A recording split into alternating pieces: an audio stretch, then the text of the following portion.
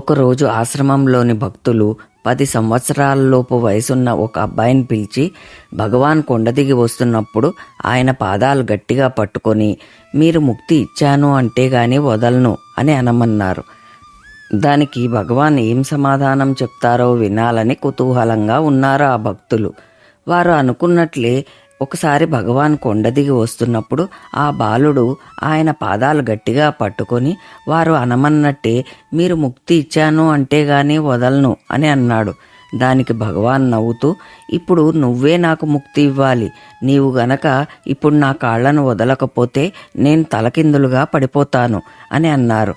ఆ మాటలకు 1 నిమిషం ఏమీ అర్థం కాని ఆ బాలుడు ఆ తరువాత పకపకా నవ్వుతూ ఆయన పాదాల నుండి తన 2 చేతులను తీసివేశాడు.